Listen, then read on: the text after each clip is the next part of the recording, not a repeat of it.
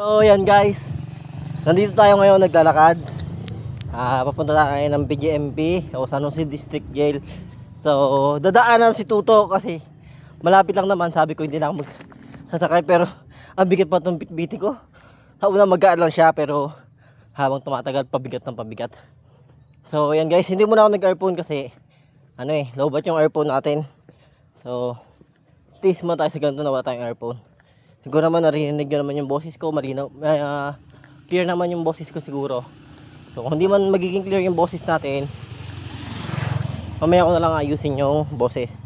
So nandito tayo ngayon sa may dukalan. Medyo hinhapan ako guys. So mamaya na lang ito magsasalita. Bali, ang percentage ng cellphone natin ay 64%. Hindi ko alam kung aabot to hanggang sa BGMP. Kasi hindi ako nakapag-charge kanina. Nawala sa isip ko na lalakad pala ako. Wala sa isip ko lang maglaro ng ML.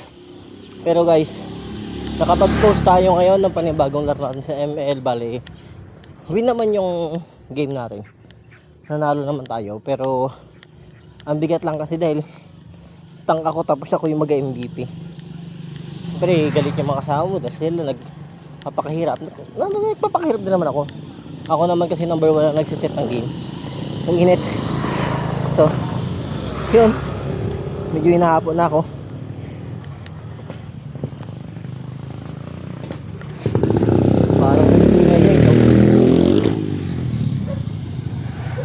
Gusto nilang magwalwal na magwalwal.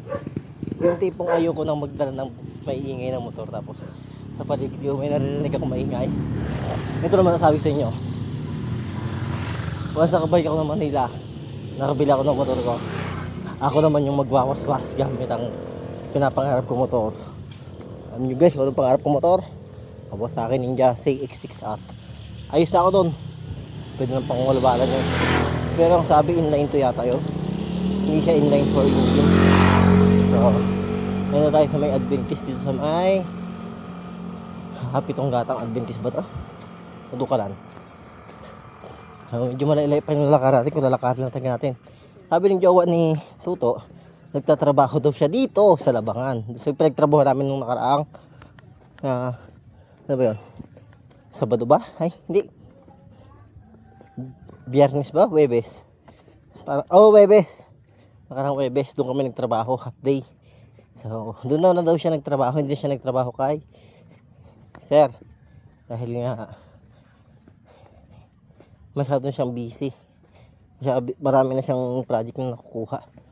Okay, sabi ko, sa kanya naman kung mas gusto niya doon magtrabaho. Tsaka mas malapit ako kasi ito kaysa doon sa kabila. So, ito medyo hinahapon na ako. So, siguro, paglampas natin dito, magkaka tayo ng video. Ipipili na lang ulit natin yun kung sakasakali man na may mag-shoutout. Pero pag-isipan ko rin guys. Siguro pag nag 10% ako, ay hindi, pag nag 30% ako, saka ako ikakat yung video. So, hindi ko alam kung nakasave ba ito sa power saving mode. Wait lang. Save mo na sa power saving mode para kahit na naglalakad tayo, makapag-save tayo ng battery. Yan guys, naka power saving mode lang siya, hindi siya naka ultra. So tuloy-tuloy lang tayo sa lakad. Medyo malaya pa tayo So ang gagawin ko ngayon, babaliktad ko na yung aking cam. So higa na natin siya.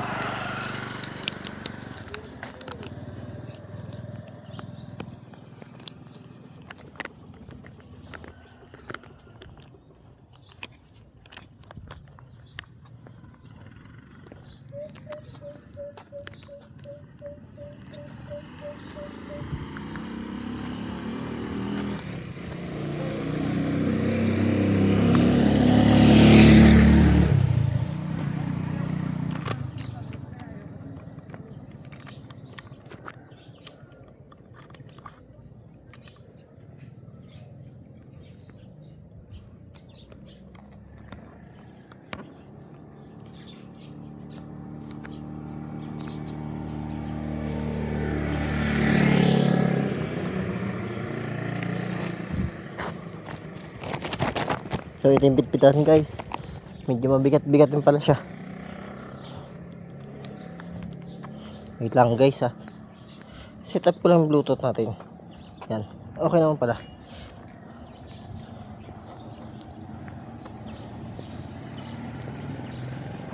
Uy! Init sobra.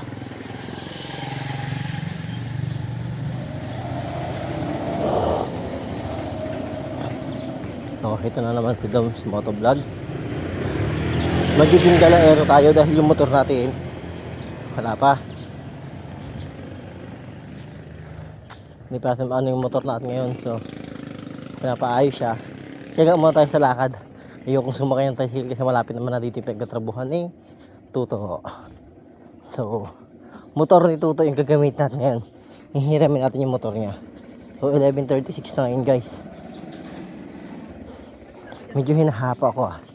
Medyo hinahapo talaga ako.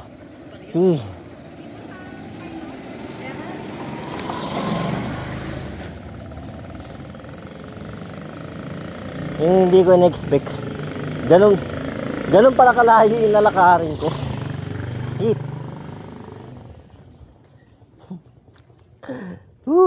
Dapat pala tricycle na lang ako. Pinagpapawisan na ako. So, try natin. Baka may naman yung ating earphone kasi nahihirapan akong magamit ng cellphone na walang earphone eh. So, yun guys. Full charge na siya. Ay, shit.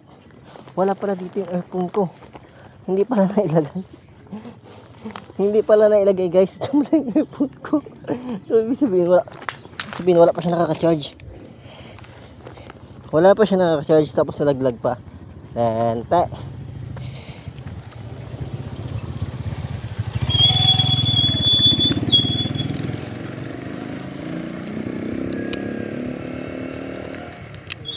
Shit, parang nagluloko ng earphone ko.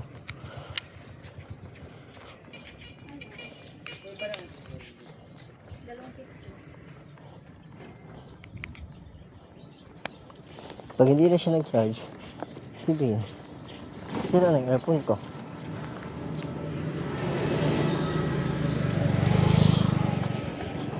Bibili ako panibagong earphone.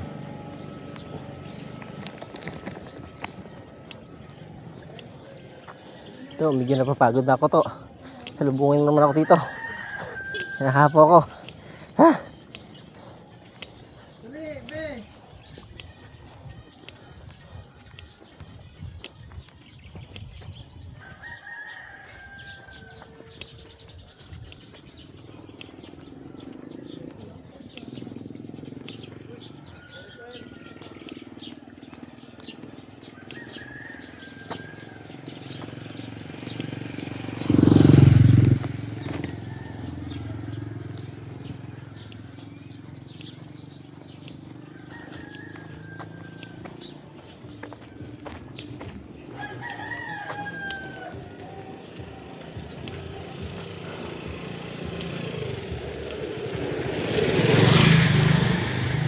So yan guys, medyo malayo pa tayo.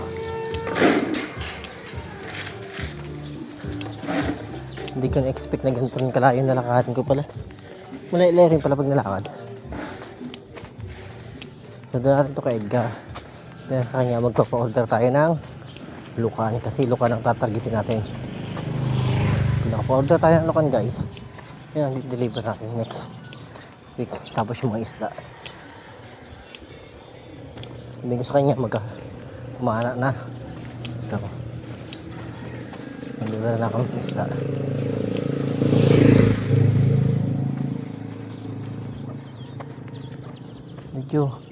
Medyo nakakapagod din.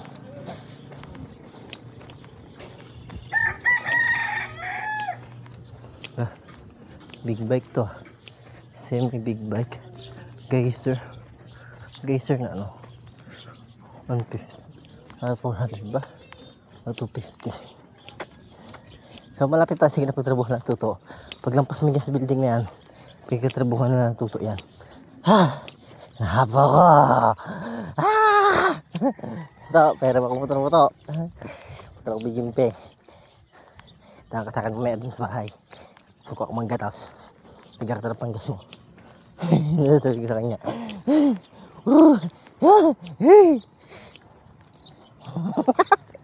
Tangina, pagod ako. Pagod din pala maglakad guys. Sobra.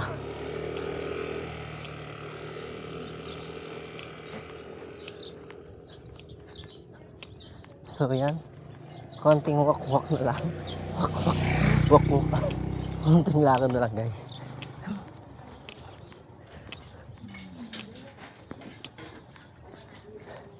Sobrang nakakapagod.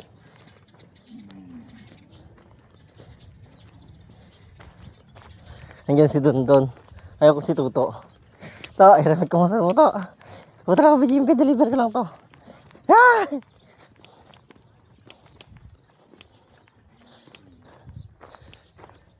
Nalit yung motor ni Tuto eh. Huwag lang guys ah.